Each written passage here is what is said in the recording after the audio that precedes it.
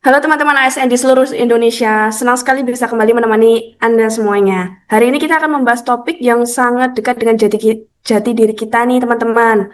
Podcast kali ini bakal nemenin kalian semua ngobrol soal Bhinneka Tunggal Ika, yang tentunya akan dibawa dengan cara yang lebih asik dan relevan. Di sini bersama saya sudah hadir 4 narasumber yang sangat luar biasa. Selamat datang semuanya. Udah datang, halo. Oke, dari narasumber pertama kita kenalkan ada Kak Sangga, dadadadeng. Halo semuanya. Kemudian ada Kak Rizky. Ya, betul. Oke, selanjutnya ada Kak Anissa. Dan yang terakhir ada Kak Devi. Oke, jadi teman-teman, sebelumnya saya akan menampilkan sebuah video yang akan kita bahas bersama narasumber. Tapi buat teman-teman yang mau menanggapi video tersebut juga boleh banget nih. Nanti boleh ditulis di kolom komentar di bawah ya. Mungkin teman-teman bisa memberikan pandangan yang lebih menarik lagi tentunya. Oke, tanpa basa-basi, kita langsung aja mulai ya videonya. Pekerjaan besar memang untuk bisa melihat Indonesia dari mata yang sama Udah nih. dan bukan dari sudut pandang yang berbeda.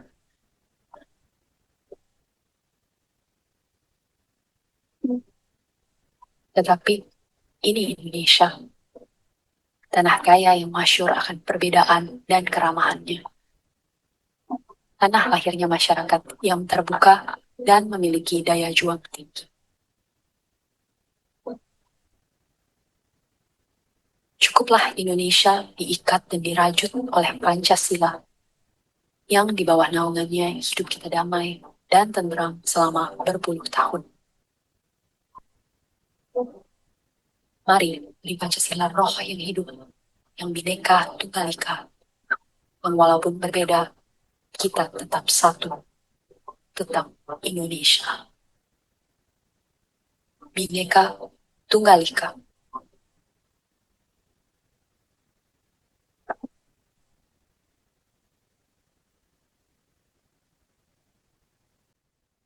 Oke. Eh, Jelas ya videonya semuanya teman-teman. Iya, jelas-jelas. Oke, sekarang sesi pertanyaan nih. Yang pertama aku mau tanya nih sama Kak Rizky.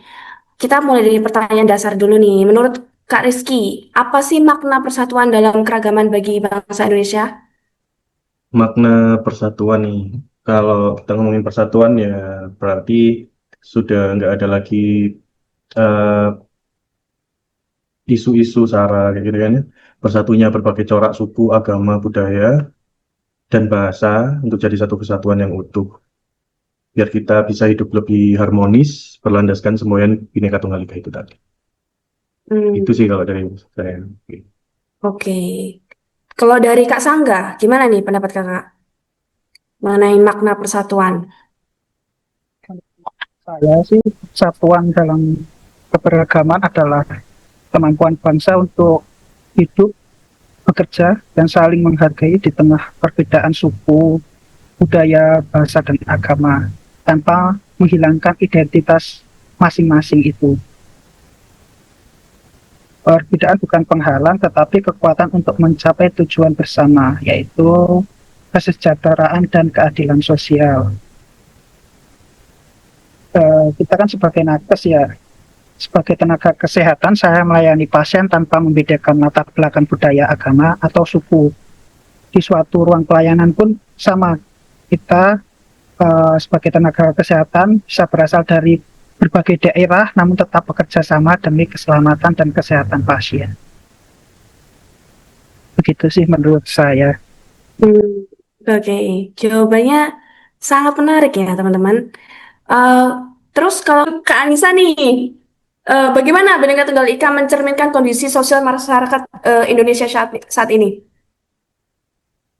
Oke, saya jawab sesuai dengan pengetahuan saya ya. Kalau dilihat-lihat dari kehidupan sehari-hari di Indonesia itu, sebenarnya Bhinneka Tunggal Ika itu terasa banget. Dari kita hidup berdampingan dengan orang-orang yang latar belakang yang berbeda, tapi kita tetap bisa saling berinteraksi, bisa saling bekerja sama, bisa saling hidup berdampingan. Jadi Bhinneka Tunggal Ika itu mencerminkan kondisi sosial masyarakat Indonesia yang memang beragam, tapi kita tuh masih punya kesadaran untuk tetap bersatu. perbedaan suku kita, perbedaan agama kita dan budaya bukan sesuatu yang memisahkan, justru malah menjadi wadah untuk menjadi persatuan. Jadi selama masyarakat menjunjung sikap saling menghormati dan toleransi, Bhinneka Tunggal Ika itu bukan hanya semboyan, tapi harapannya akan menjadi nilai yang benar-benar hidup di tengah-tengah masyarakat. Itu sih menurut saya, Kak. Wah, jawabannya sangat menarik juga ya. Terus gimana nih Kak Devi? Kak Devi ada pendapat lain nggak mengenai bagaimana Bhinneka Tunggal Ika itu mencerminkan kondisi sosial masyarakat di Indonesia saat ini? Untuk Bhinneka Tunggal Ika itu mencerminkan kondisi sosial masyarakat yang beragam, mulai dari suku, agama, budaya, bahasa, namun tetap hidup berdampingan dalam persatuan. Dan perbedaan tidak menghalangi masyarakat untuk saling menghormati, bekerja sama, dan menjaga keutuhan bangsa sebagai satu identitas Indonesia. Jadi, secara keseluruhan, Bhinneka Tunggal Ika itu mencerminkan kondisi sosial masyarakat Indonesia yang kompleks namun harmonis, dan menggambarkan sebuah masyarakat yang tidak berusaha menghilangkan perbedaan untuk menjadi seragam, melainkan merayakan perbedaan. Seperti itu sih, Kak. Hmm. Oke, beri tepuk tangan dong buat Kak Devi jawabannya. Oke, di zaman sekarang kan banyak nih teknologi yang sudah maju, apalagi banyak banget media sosial nih, dari bentuknya Instagram, YouTube, Facebook dan sebagainya. Nah, menurut Kak Anissa sendiri nih, bagaimana media sosial dapat memperkuat atau malah justru melemahkan Bhinneka Tunggal Ika? Kalau menurut saya itu, kan sekarang ini banyak media sosial yang sudah jadi bagian dari kehidupan kita.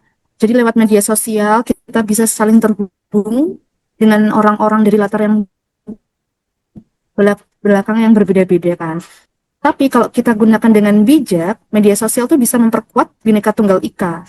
Kita bisa saling belajar, kita bisa saling memahami, kita bisa saling menghargai perbedaan.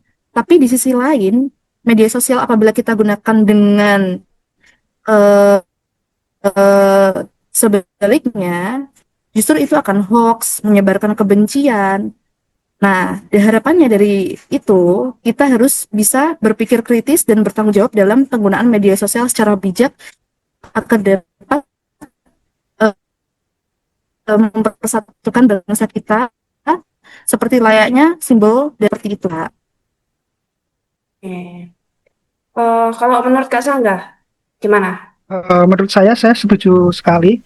Media sosial pada dasarnya bersifat netral, ya bisa memperkuat Bhinneka Tunggal Ika itu jika digunakan untuk menyebarkan toleransi, edukasi, dan solidaritas. Namun, bisa melemahkan persatuan jika dipakai untuk menyebarkan hoax, kebencian, provokasi. Oleh karena itu, literasi digital dan sikap bijak pengguna menjadi kuncinya. Sebagai gambaran, media sosial yang dapat memperkuat Bhinneka Tunggal Ika itu adalah ruang pertemuan lintas budaya.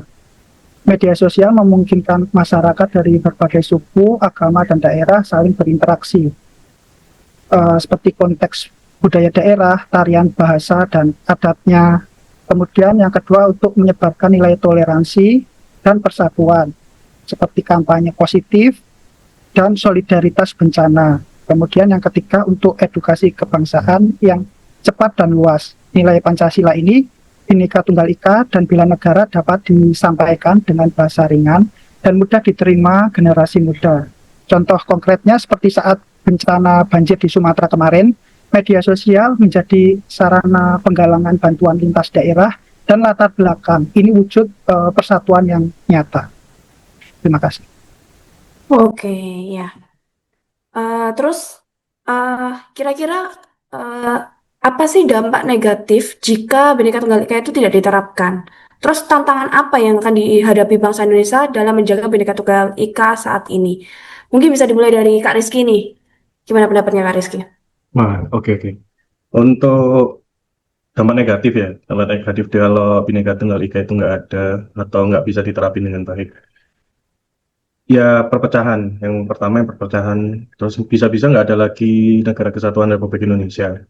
Jadi persatuan di Indonesia dan untuk menerapkan persatuan itu harus ya, itu wajib lah. Karena memang kita banyak ragam budaya, suku, agama yang gampang sekali terjadi gesekan. Untuk tantangan yaitu tantangan ke depan, isu-isu SARA. Terus untuk mengatasi dari isu-isu SARA tadi harusnya ada sosialisasi yang lebih masif di tingkat adik-adik kita yang masih sekolah di sekolah dasar, terus sekolah menengah sampai ke perguruan tinggi. Jadi nanti waktu mereka sudah dewasa, mereka sudah bisa membentengi diri dari isu-isu SARA. Jadi lepas dari permusuhan, gampang-gampang terhanyut dari lingkungan yang jelek gitu. Kalau dari saya sih itu, mungkin ada tanggapan lain dari teman-teman. Mungkin Kak Devi bisa menambahkan atau ada pendapat lain? Ya, menurut saya juga setuju dengan pendapatnya Kak Rizky tentang dampak negatifnya tadi. Mungkin di sini saya akan menambahkan beberapa di antaranya karena mengingat Bhinneka Tunggal Ika itu sangatlah penting sehingga dampak negatifnya juga akan sangat banyak. Di antaranya yaitu seperti muncul konflik sosial dan perpecahan antar kelompok suku seperti yang tadi Kak Rizky jelaskan juga. Kemudian ada meningkatnya sikap intoleransi dan diskriminasi. Kemudian lunturnya rasa persatuan dan nasionalisme, terganggunya stabilitas dan keutuhan bangsa. Dan selain dampak negatifnya yang sangat banyak, tantangannya juga sangat banyak.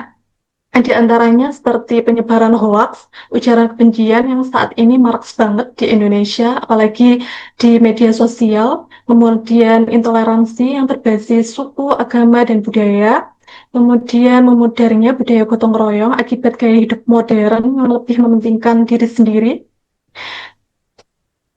dan juga penggunaan sentimen agama atau suku demi kepentingan kekuasaan, terutama pada saat pemilu. Itu saja sih. Ya oke. Eh, Terakhir nih, bagaimana sih peran kita sebagai warga negara dalam menegakkan nilai Bhinneka Tunggal Ika? Saya mau mulai dari Kak Rizky nih, gimana kira-kira? Peran kita sebagai warga negara dalam menegakkan nilai Bhinneka Tunggal Ika yang paling gampang, paling mudah yaitu nggak terhanyut dalam berita hoax. Berita-berita yang memecah belah bangsa yang bisa diterapkan di diri sendiri. Jadi seperti kita nggak ikut dalam menyebarkan berita-berita yang bisa membuat kegaduhan kayak gitu. Menurut saya sih itu, jadi agar kita tetap bisa satu. Oke. Mungkin Kak Nisa ada nih tanggapannya? Gimana peran kita sebagai warga negara nih? Ya, ada tambahan sedikit sih untuk peran kita sebagai warga negara itu cara kita berbicara, cara kita bersikap, cara kita menghargai perbedaan dengan sesama warga negara lain. Lalu cara menjaga Bhinneka Tunggal Ika sendiri berarti kan memilih untuk tetap saling menghormati, saling menghargai antara satu sama lainnya. Jadi nanti diharapkan sebagai warga negara Indonesia itu tidak saling mengujar kebencian, tapi justru akan tapi justru mengejar persatuan. Khususnya kita lihat bagi ASN sendiri ya, peran kita itu dalam ASN sendiri kita melayani agama, tidak membeda-bedakan rasnya apa. Jadi ketika nilai-nilai itu dijalankan secara konsisten, maka persatuan bangsa akan tetap terjaga. Jadi diversity is our reality, unity is our shared responsibility. Itu sih menurut saya, Kak. Wah, oke nih teman-teman. Dari pertanyaan tadi udah cukup dijawab baik nih sama narasumber kita. Kita juga dapat banyak pandangan baru nih dari narasumber kita juga ya. Nggak kerasa obrolan kita udah sampai di penghujung podcast nih. Dari keragaman cerita dan nilai yang kita bahas hari ini, semoga semakin menguatkan cita rasa kita pada budaya Nusantara ya. Terima kasih kepada para narasumber dan pendengar yang telah menyimak hingga akhir acara. Terima kasih sudah menemani hari ini. Saya Titis, sampai jumpa di podcast selanjutnya. Salam budaya. Salam budaya. Salam budaya. Terima kasih. Budaya. Dah.